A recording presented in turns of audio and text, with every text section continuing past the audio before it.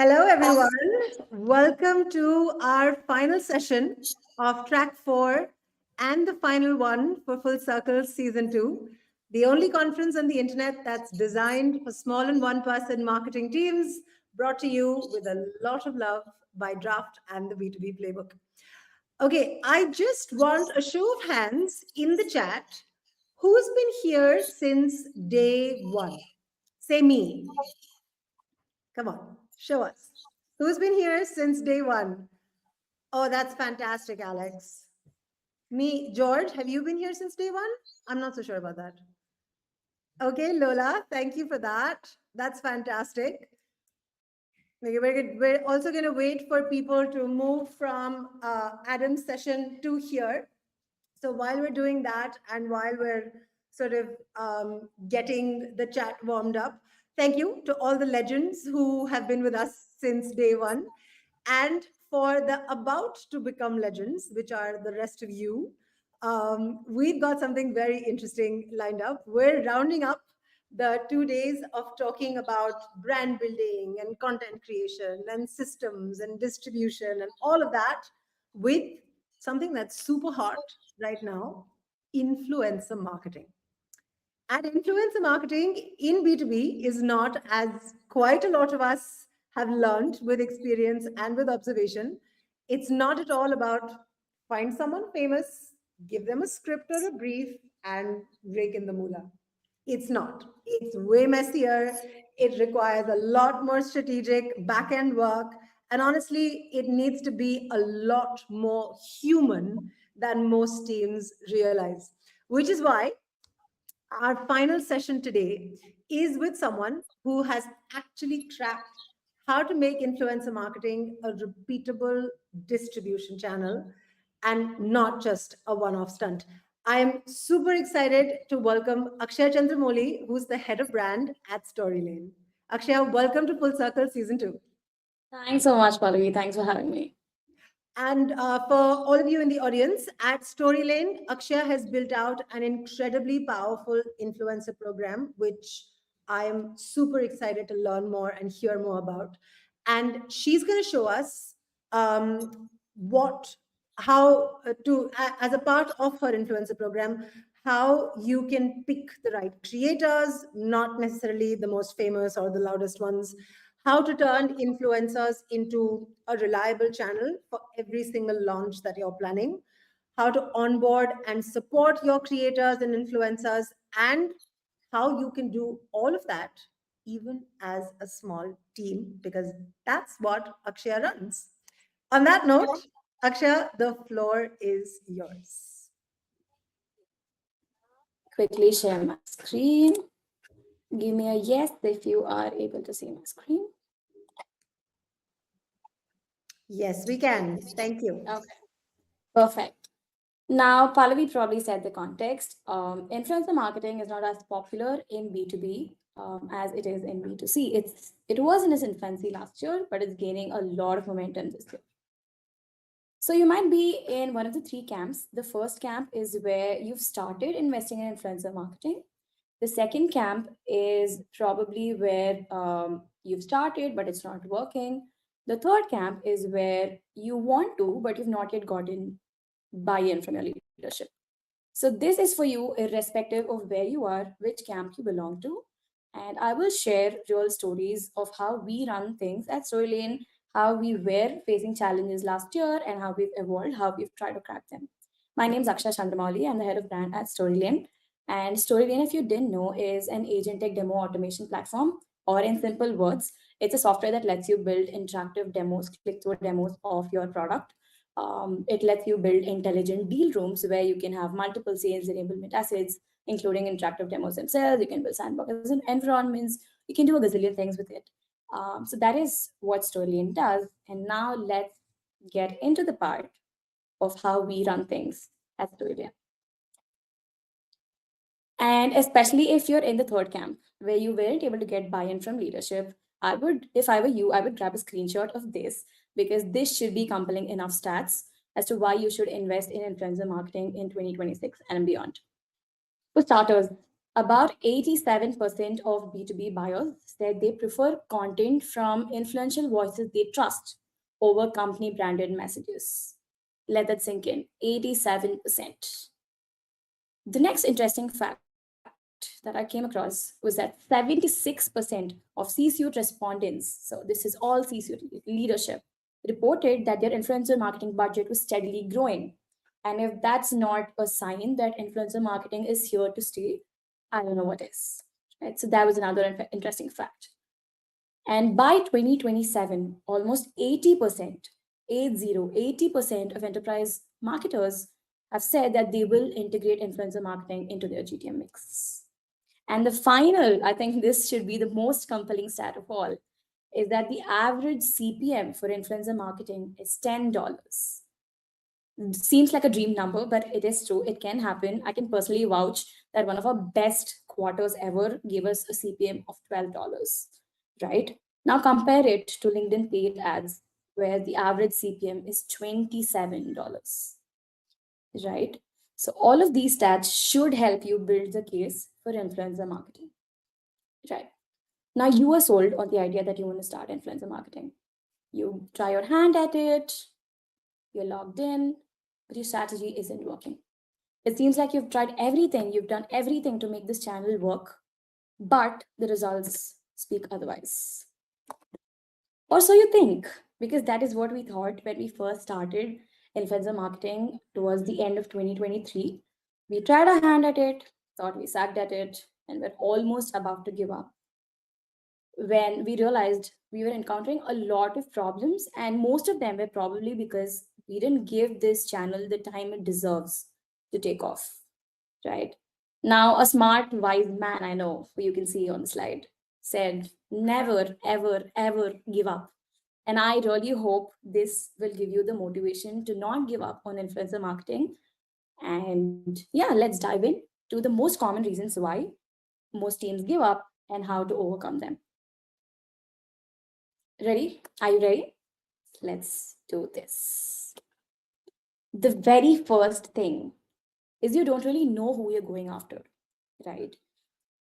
So for every brand, while they start crafting the GTM strategy, one of the very, very initial things, critical things rather, that they work on is creating the ICP, the ideal customer profile.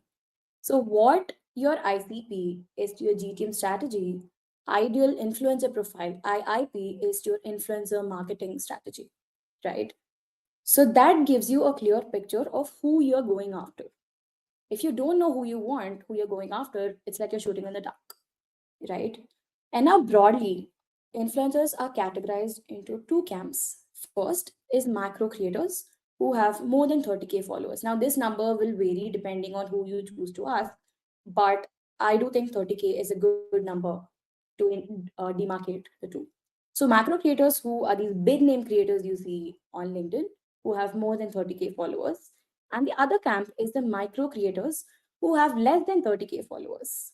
So you can choose to work with either of those, but we've seen a lot of success at Storylane working with these micro creators who work much harder and have a much deeply engaged audience. Right. So just because it worked for us doesn't mean it'll work for you. So again, if you don't know which of these you want, it's like you're shooting in the dark. So what can you do to overcome this problem? Is you build out an ideal influencer profile. Now, how do you do that? Firstly, you have to identify what are the non-negotiables and key attributes for your influencer profile. It could be a lot of things. For us, when we started out, these were the key attributes. The first thing is, does this person have a deep understanding of our ICP's world? Are they passionate about the problems we solve? Or do they even believe in what we do? The next thing we looked at is, do they have the credibility and trust amongst their audience? Right? That is the next thing. And the third thing was, do they even have a strong POV? Right? They might believe in your product, they might understand what your ICPs are going through, but do they have a unique point of view? And if they do, does that point of view align with your brand and your brand ethics, your values? A couple other things to look at while you're building out this ideal influencer profile is, do they fit your budget? Do they have the audience you want to reach? Are they based in the location? Let's say you want to tap into a specific market. So are they based in that location? You don't have to worry about noting down all of these because in the next slide, you will see the key attributes that we look at. Like I said, do they have the expertise and authenticity? Do they have a strong point of view to talk about the problems we care about?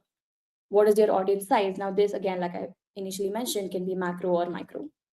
What is their audience demographics, right? I mean, it can be very tempting if you see a big number on LinkedIn, but if you don't know if their following actually has the ICP even reach, then it's like blowing money in the water.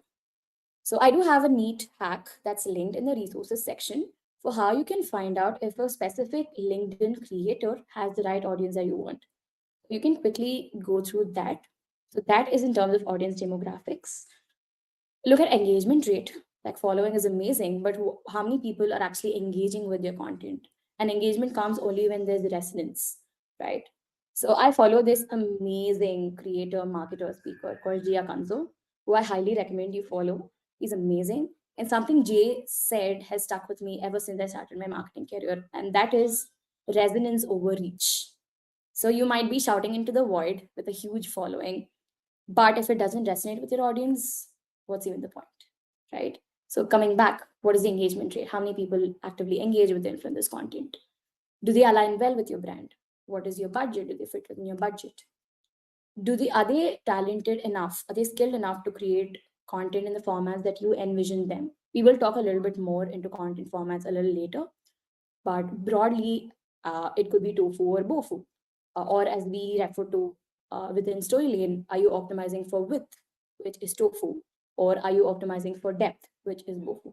We will dive in a little later into that, so don't worry about that too much. And the last attribute, like I mentioned already, is the location. Now you can approach location two ways, and it is optional, which is why I have added an asterisk there. So location one, you already have a really good presence in a specific market, and you want to deepen it, right? So that can be one approach. Or you want to enter into a new market and you don't know how to crack it, then selecting an influencer based on location might be the right fit for you. Now let's say you have your ideal influencer profile built out. Now what? How do you discover influencers? These are a couple ways you can source really good influencers. We've tried and tested these. The first thing, of course, is the LinkedIn feed, right? You always keep seeing new folks come in, you always discover new voices, authentic voices. That definitely is a gold mine, given that LinkedIn is probably one of the most critical channels for you as a B2B brand. Second is there are a lot of creator discovery platforms, and some we've used in the past are Limelight and Favicon. So these help you filter out your criteria. Once you've built out your ideal influencer profile, you have the key attributes of the criteria, filtering criteria, based on which you can then use AI to discover new creators. So creator discover platform like those. The third, of course, recommendations from peers and other creators. One easy way to do this right now is go to your team and ask them who are the trusted voices in your industry and who speak to your ICP that they really trust and really see frequently on their feeds. So that is a great start if you don't know who to reach out to. The next thing we've tried is influencer management agencies. So we've worked with Creator Buzz. Huge shout out to Vin from Creator Buzz. He was amazing. He helped us get started, build the foundation, and he helped us discover a lot of new voices. So if you want to test that route, you can do it. There are a gazillion creator management agencies right now. Creator Buzz is the one we work with. There are a couple more like Creator Match. So you can look into those platforms as well. Now, you've discovered your influencers, you know who you want to reach to, you get them onboarded, but you will encounter another problem if you treat them very transactionally. And what do I mean by transactional approach? Is that if you're in the attitude of I pay, you post, or I give you the brief, you stick to that, or I'm going to use you as a mere distribution channel, it's going to backfire. And your influencer strategy is not going to work. Because then what happens is you turn these creators into walking billboards for your company without letting them voice out what they want, right? And this also happens when there's little to no time invested in relationship building. The only conversations you have with these creators are when you have to share brief or when you have to when they have to cash their invoices, right? So if your interactions are limited to these, then you probably know why your influencer strategy isn't working. The third very, very important thing is when you don't trust them enough, going back to my previous point about you handing them a laundry list of talking points, a rigid brief, and expecting them to just post without trusting their voice will also backfire in your influencer strategy. How this often shows up are in a couple of ways. The three common ones that I've seen managing influencer program at Storylane. The first one is one-off stunts. We will dive a little deeper into that. The second is no helpful resources, and the third is content policing. Now, what are each of these? One-off stunts, as the name says, is when you invest in one-off posts instead of a long-term partnership, and you decide to call off influencer marketing after one underwhelming post, right? Now, what happens because of this is you're not able to assess the impact of these posts because all of us know the LinkedIn algorithm. Some days, if you please it, it's going to be really nice to you. Other days, it's going to sink your post, irrespective of how amazing it is, right? And the other thing that happens when you do these one off stunts is people can call out. People these days are incredibly smart. They can call off bullshit and they can also call off performative play, which means that they know you've paid this person to speak about you just once, right? Why would you want that? You want to build more credibility, you want to build more trust. So why would you do that, right? So what can you do instead? The first thing is always opt for a pilot program. Now this can be for 90 days or 120 days. We usually do 90 days at Storylane. So one post every month. If you're doing for 90 days, then that's three posts. If you're doing for 120 days, then that's four posts. Always run a pilot program. Now, why should you run a pilot program? It gives you enough time to assess impact and then see if you want to renew or end the contract with that creator, right? And like I said, people can call out that it's a performative play if they know that you're doing it just as one off posts. And you're more likely to see impact when you partner on a long term basis with these creators over one off stunts. And because that is the only way trust and credibility are built on a long term basis. So that is why you should be running a pilot program. And as you're running this, let's say you've successfully completed your pilot program. Now what? You decide to onboard the influencer. Great. After you do that, I would highly encourage you to find multiple ways in which you can deeply engage with your influencers. Now, what can this look like? What can this multi touch point engagement look like? First, you involve them in product launches. I can give you an example. So last year we had a very big launch. We launched something called Demo Hub, which is the Buyer Hub deal room. And for that, when we decided to launch that, we involved all of the influencers. At that point, I would say we were working with three to four, only a handful of them. We decided to ship mystery hampers to all of the influencers we work with and help them create content using their unique point of view. So, how can you involve them in more product launches? Can you sponsor their meetups or courses? Can you invite them as moderators for dinners you're hosting or events you're sponsoring? And the fourth, I want to say this is another added incentive because you're rolling out referral programs to them and you kind of incentivize them to learn more about your product, learn more about how they can talk about your product. Right? So, rolling out referral programs on top of what you're going to pay them and supporting their content and even the non sponsored ones. Because this influencer partnership is for social media and social media is for socializing. So you definitely should consider supporting their content. And it's no surprise that according to a report by Top Rank Marketing, almost 82% of marketers reported that they see success with long-term partnerships versus one-off stunts. Right. So this is one way through which the transactional approach shows up. What is the next one? You don't provide helpful resources. You don't set them up to succeed. There is lack of supporting resources, which then hampers the content quality. And the second point is especially critical if you're doing BOFU posts where you want the creator to talk about your product, but you're not even giving them product access. Like, what is the point? How can they evangelize a product they've not seen or used? Right? This is very, very common. So if you're surprised as to how can somebody not give product access to a product influencer, it does happen. I've seen it happen. So make sure you don't do that. Right. So now how can you fix this? How can you make sure you provide all of the helpful resources to every influencer you work with? What we did is to create an onboarding kit for every single influencer we work with. Now, what does this include? This includes all of our internal SME access, example posts, product access, our first party data reports that we published, etc. Anything and everything that can set them up for success, that can help them talk more authentically about your product and your brand. And one rule of thumb is onboard them like you would onboard a customer. You would leave no gaps while you're onboarding a customer, neither should you while onboarding an influencer. So this is the second part of how the transactional approach shows up and how you can overcome them.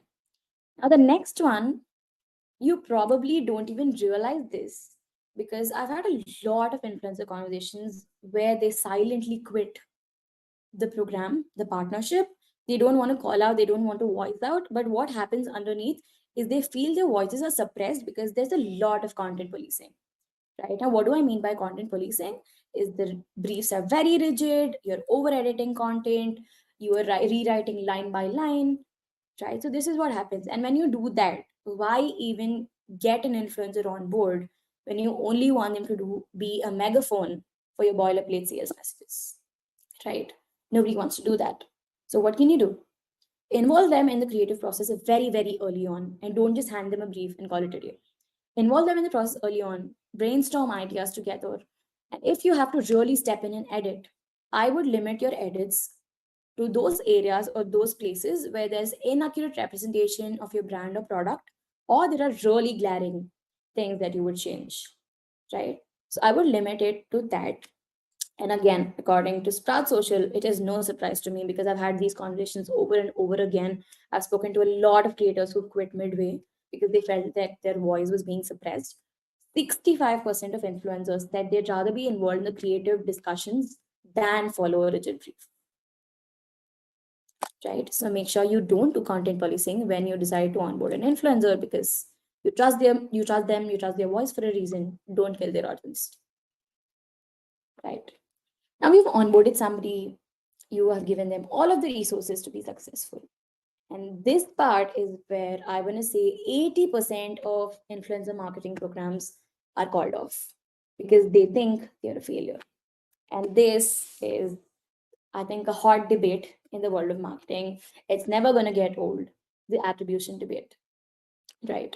Before I get into that, I want to bring up the B2B nuance, right? Like how it is different from B2C. Firstly, B2B purchases are high ticket. They're rarely impulsive. Like, let's say I open Instagram, I see an ad for a karaoke machine, and I am looking to buy something. Impulsive buy. I buy it like that.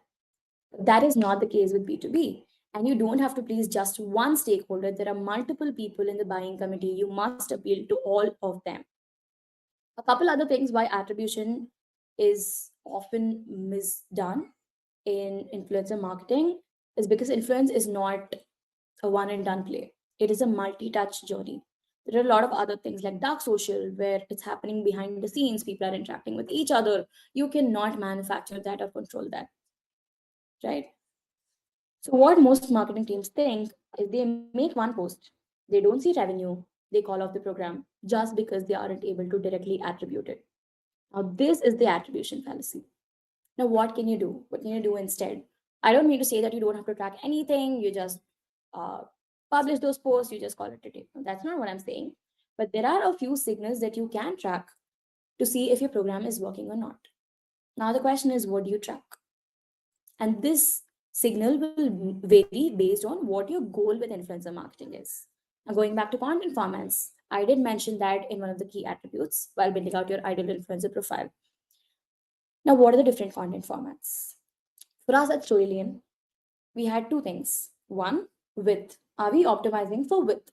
Which means you want to go wide, reach as many people as you want. Brand awareness is the goal, earning mindshare is the goal. Or in commonly known terms, it's tofu content. It's very top of the funnel. Now, this content format can be humor infused content, sketch videos, street style interviews, memes, whatnot. Anything that makes you pause, laugh, or maybe make it memorable and move on, right? Again, here, the goal is brand awareness or earning mindshare. So anything that makes your audience pause and read or go through or observe your content is a win. Now, in this case, you can see a couple screenshots of our tofu content. You can see Will Lykin, you will see Tom Boston, both incredibly talented creators. Now, what are the success metrics when you are optimizing for width? Like I said, you want to reach a lot more people. So impressions definitely comes in, like how many people are you actually reaching? So impressions is one thing. The second is engagement rate. How many people actually stopped to read, consume your content, and how many people did it resonate with? Going back to resonance over reach. So what is the engagement rate? The third thing we often keep a tab on is After the influencer post goes live, what is the impact on brand traffic? Do we see a brand traffic spike?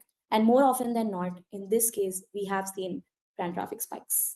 And the last thing, probably a very popular metric within, is CPM. So these are the 4 success metrics we track when we optimize for width, which is tofu content. Now, what is the other content format? This is when you're optimizing for depth. You want to get deeper about your product, educate your audience much more deeper about your product capabilities. And the goal here is to get into your ICP's consideration set, right? So your ICP is problem aware, solution aware, and they're considering multiple options. So how can you get into your ICP's consideration set? Or simply put, BOFU content. Now, this content format could be tactical breakdowns, how-tos, showing your product in action, building in public, behind the scenes videos of how you're building the product. It could be multiple formats, and these are just a few of the formats that we create BOFU content in. Now, in this case, what are some success metrics you can track? Firstly, self-reported attribution. Nothing delights a marketer than seeing their audience or ICP sign up and say, I found you all through an influencer post or LinkedIn, right? So how we track this is we have a form field on our demo booking page that just says, how did you hear about us? And we don't give them a drop down. We just leave it as an empty field so people can type in whatever they want to. So that is the very first signal that your BOFU content is working. Again, CPM. What is the cost of reaching 1,000 views? Right. The third is mentions on sales calls. And this you will start to realize is a very, very good indicator of whether your content, your BOFU content is resonating with people or not, because they consume the content, they booked a demo, and they showed up for the sales call. What other validation do you need? Right. So these are the 3 metrics. Now I do realize you could get a little bit more into the weeds. You could start tracking things like demos booked. You could maybe look even at SQLs, MQLs.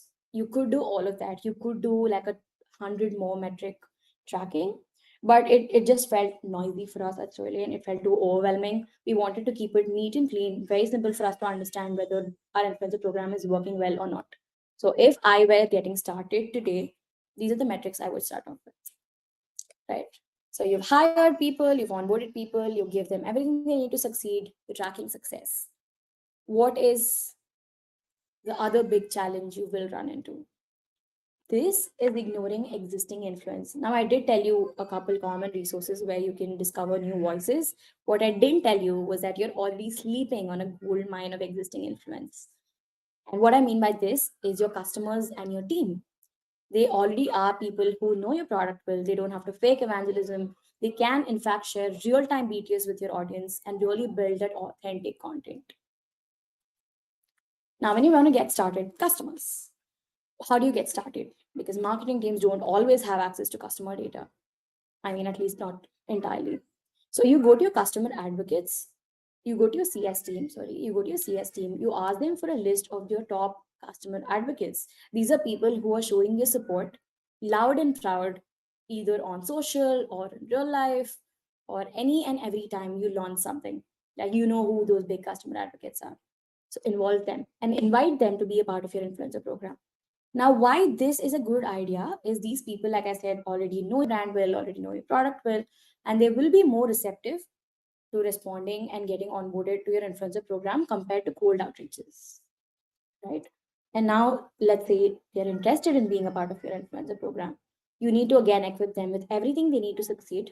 And also, you have to keep incentivizing them to find new ways to use your product. Now, because they're an influencer creating BOFU content for you, they automatically will be curious as to how else can I talk about your product. So this, by involving them into an influencer program, you're actually incentivizing them to find new ways to use your product.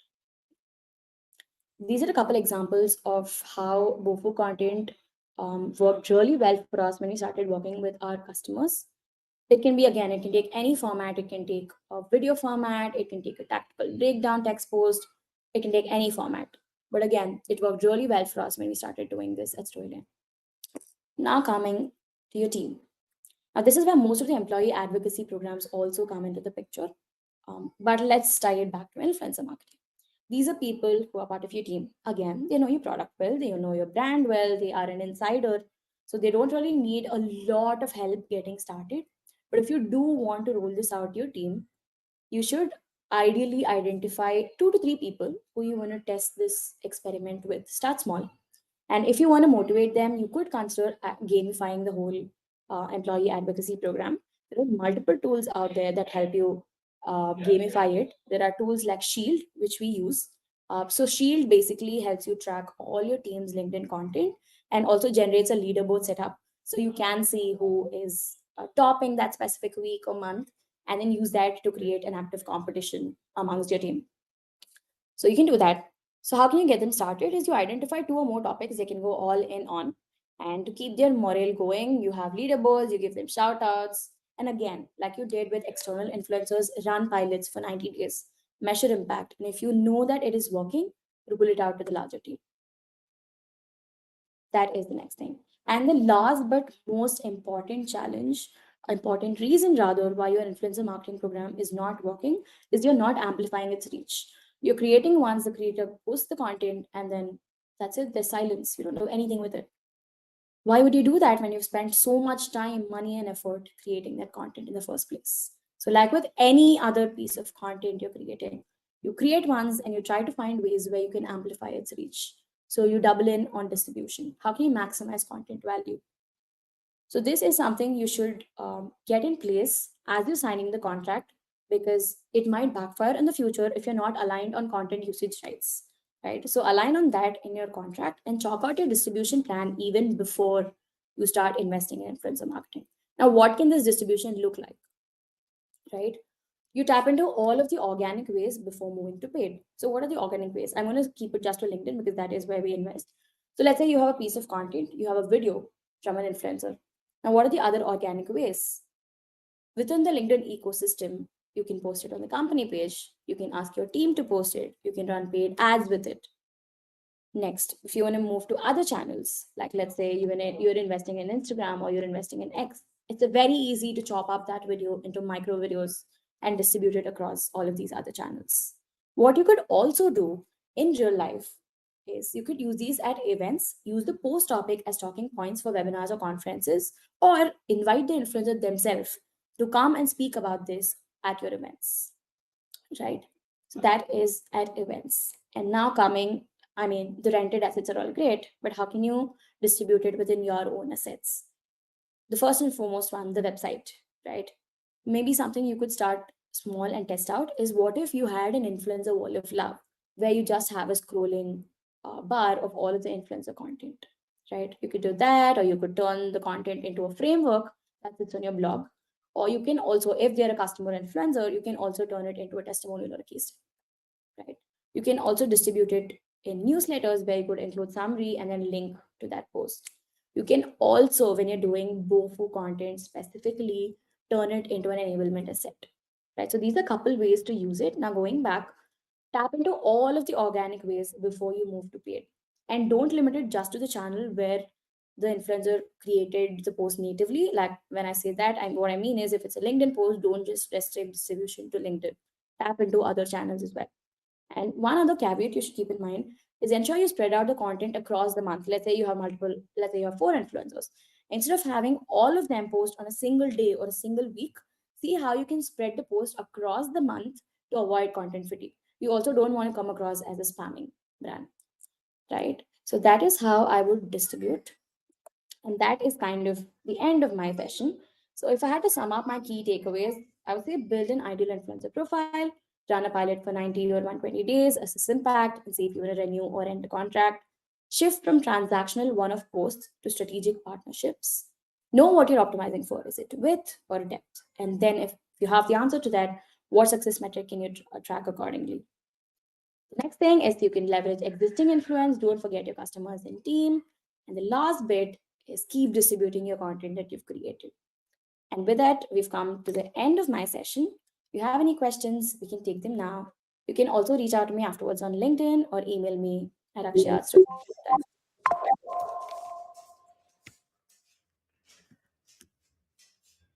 Amazing. Akshaya, thank you so very much. It Of looks course. like my camera has suddenly decided to have a field day. Oh, there we are. I'm back on again. It's also falling asleep, much like George. who is right now in Australia, and it's 4:30 a.m. his time.